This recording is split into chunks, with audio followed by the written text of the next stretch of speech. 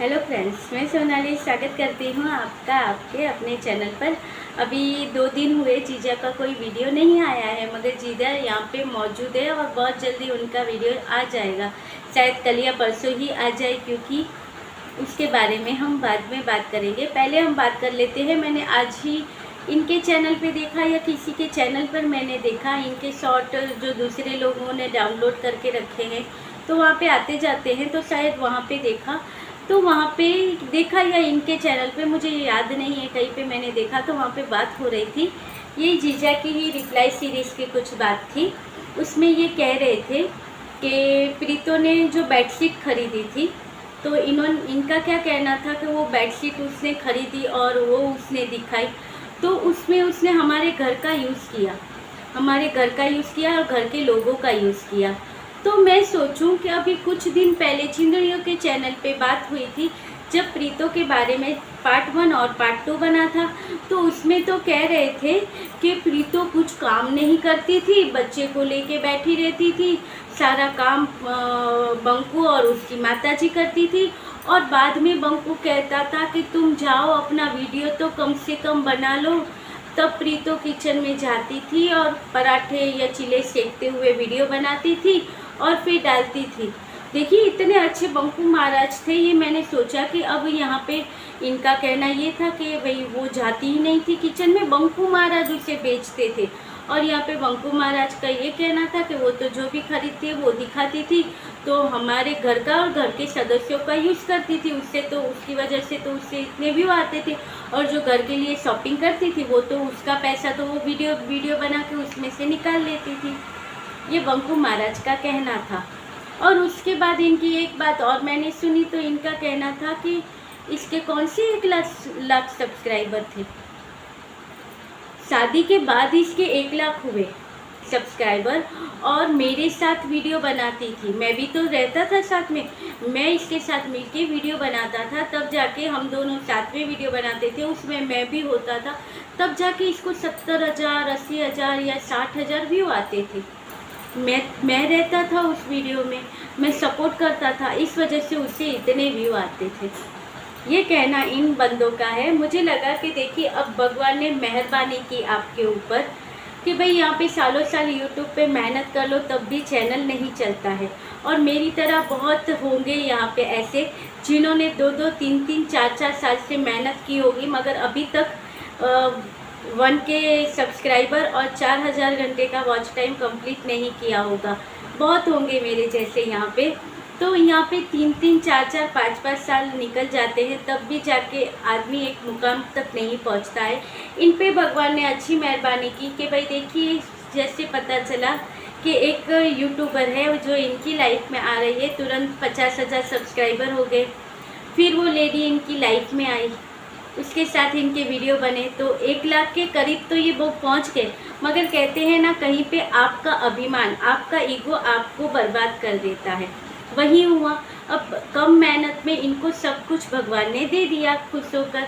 अब इनकी माताजी की जो भक्ति है वो हो सकती है, या खराब नसीब प्रीतो का हो सकता है, जो अगले जन्म का ये बंकू कुछ मांगता होगा प्रीतो के ऊपर, जो इसकी लाइफ में ये आया। अब ये प्रीतो की वजह से इनका चैनल चला। तो यहाँ पे बंदे का आप आत्मविश्वास देखो कितना है कि ये कह रहा है कि मेरी वजह से उसके 1 लाख सब्सक्राइबर कंप्लीट हुए और मेरी वजह से उसे 60, 70, 80 हज़ार व्यू आते हैं। तो मुझे लगा ये माँ से भूल तो नहीं गए हैं कि इनका चैनल कहाँ पे था। अरे वाट तो तुम्हारे चैनल की लगी थी, सब्सक्राइबर तो तुम्हारे कंप्लीट नहीं थे। उसका चैनल तो वैसे भी अच्छा चल रहा था, ऑलरेडी उसका एक चैनल था जिस पे 1 लाख सब्सक्राइबर कंप्लीट हो गए थे। फिर वो चैनल पे जो इनका जो भी प्रॉब्लम हुई तो वो हटा के इसने दूसरा चैनल बनाया, तो उस पर भी उसके 70-80 हज़ार सब्सक्राइबर हो गए, कुछ 10-15 हज़ार ही बाकी थे। तो वो तो अगर तुम्हारे साथ नहीं और किसी और के साथ भी अगर उसकी शादी होती तो उसके 1 लाख सब्सक्राइबर कंप्लीट होने ही थे। और रही बात 70-80 हज़ार या 60 हज़ार व्यू की, तो तुम्हारे बगैर अगर उसे किसी और के साथ शादी की होती और उसी किसी और के साथ उसने जो उसका पति होता उसके साथ ऐसे वीडियो बनाए होते, तो उसे वहाँ पे भी इतने ही व्यू आते, 60-70 हज़ार। न्यारे तुम्हारे हुए हैं, मगर ब्लेम क्या लगा रहे हैं कि मेरी वजह से उसका चैनल चला। भाई कहो उसकी वजह से तुम्हारा चैनल चला, उसकी वजह से तुम्हें 40,000, 50,000, 80,000, 70,000 व्यू आते हैं। क्यों? क्योंकि वो यूट्यूबर थी, जाना माना फेस थी। कुछ भी हो कहो तो उनकी कंट्रोवर्सी थी या कुछ भी था, मगर वो जाना माना फेस थी। और तब उसके जो भी फैंस थे, जो भी थे, सब अच्छा चल रहा था। कोई गलत कमेंट करने वाला उसके यहाँ पे नहीं था। हेटर्स बहुत कम थे उसके। उसका चैनल अच्छे से चला। और चाहो तो पीछे के जो वीडियो हो, वो वीडियो है तुम्हारे और प्रीतो के, वो रिवाइंड करके देख लो तो तुम्हें पता चलेगा कि तुमसे शादी करे बगैर भी उसके अच्छे खासे व्यू आते थे, क्योंकि वो मेहनत करती थी अपने वीडियो पे। तो और वो प्रमोशन वीडियो भी शादी से पहले करती थी। पर्पल के और इसके, पर्पल के तो कितने सारे इन्होंने प्रमोशन वीडियो किए हैं। और कपड़ों के प्रमोशन वीडियो होते थे, अलग अलग के स्वेटर, जैकेटें, ड्रेस, पर्पल की लिपस्टिक है, ये वो। तो उसके चैनल को कोई प्रॉब्लम नहीं था, उसको तो तुमसे अच्छी तरह सारी चीज़ें थी। जो प्रॉब्लम था वो तुम्हारे यहाँ पे था। तो देखिए, इसके बगैर भी बंदा कितने आत्मविश्वास के साथ कह रहा है कि इनके यहाँ पे कुछ नहीं था, जो वो था वो ये इनके यहाँ से कमा के गई और बहुत सारा कमा के गई। और देखिए, ये होता है आत्मविश्वास। जिससे किया है उसकी कदर कीमत नहीं है। अब आप सोचोगे कि मैं ये क्यों कह रही हूँ कि बहुत जल्दी जीजा वापस आ जाएंगे, बहुत जल्दी मैं कंप्लीट भी कर लूँ, क्योंकि मच्छर हैं जो काट रहे हैं। तो जीजा का मैंने ये इसलिए कहा था कि बहुत जल्दी इनके जो सब्सक्राइबर है, नहीं, बहुत जल्दी जीजा वापस आ जाएंगे। क्यों? क्योंकि आज मैंने चिंदड़ियों के चैनल के शायद देखी थी, हाँ, घुमाते घुमाते मैंने देखा था, कॉल कर रही थी तब उनके चैनल का वो आया था सामने। तब शायद लाइव चल रही थी या कंप्लीट हुई थी, तब कुछ था। तब वहाँ पे आया था कि देखो बंकू, तुम्हें वीडियो बंद नहीं करने हैं, तुम्हें डेली वीडियो बनाने हैं। अगर वो नहीं, उसने कहा, यानी कि प्रीतो ने कह दिया कि वो कंट्रोवर्सी करना नहीं चाहती है, पीसफुल लाइफ चाहती है, वो अपनी तरह से अपनी लाइफ जीना चाहती है। अब नो रिप्लाई, नो कुछ। तो इनका कहना है चिंदड़ियों का कि तुम्हें वो बंद नहीं करना चाहिए था, तुम्हें अपना वीडियो बनाते ही रहना है। और अगर वो तुम्हें एक बात कहे तो तुम्हें 4 गुना ज़्यादा उसे सुनाना है, 4 गुना ज़्यादा उनकी बातें करनी है, लोगों को बताना है। तुम्हें 4 गुना ज़्यादा, जितना तुम करते थे उससे ज़्यादा कंट्रोवर्सी तुम्हें करनी है। क्यों? क्योंकि भाई तुम करोगे तभी तो हमारे चैनल के व्यू बढ़ेंगे, तुम्हारे तो बढ़ेंगे, हमारे भी बढ़ेंगे। और तुम्हें जाना है तो उसके लिए तुम्हें पैसे भी तो, जो तुम्हारा टारगेट है वो कंप्लीट भी तो करना है। तो उसके लिए तुम्हें डेली वीडियो बनाने होंगे और ज़्यादा भड़ास निकालनी होगी प्रीतो के बारे में, यानी कि 4 गुना ज़्यादा तुम्हें बोलना है। यानी देखिए, ऐसी चिंतनियों की बातों में आकर बंकू ने अपना घर खराब किया है। और कोई इतने हक से कैसे किसी को कह सकता है कि तुम्हें ये चीज़ें करनी है? तो और किसे? तुम्हारी बीवी को तुम्हें बहुत ही बुरा भला बोलना है, लोगों को बताना है और ज़्यादा बताना है कि क्या क्या किया है इसने तुम्हारे साथ। क्योंकि हमारे यहाँ पे बहुत सारे लोग जो जुड़े हैं, उन्हें भी यहाँ से पता चली कि उसकी असलियत क्या थी, वो क्या थी, क्या नहीं है। और यहाँ पे और भी कहना था कि ये जो डीजे गंज वाले हैं, ये सफाई का तो दिखाते हैं अपने वीडियो पर, मगर ये सफाई बिल्कुल भी नहीं करते हैं। ये बहुत अगली लोग हैं। यानी कैसी मेंटालिटी के साथ बैठ के ये लोग किसी की बुराई करते हैं, आप ही देख लो कि वो बहुत ही गंदे। तुम गए थे उसके यहाँ पे देखने के लिए कि वो गंदे हैं या साफ़ सुथरे हैं? जो भी हैं अपने बलबूते पे हैं। उन्होंने मेहनत की है अपने चैनल के ऊपर।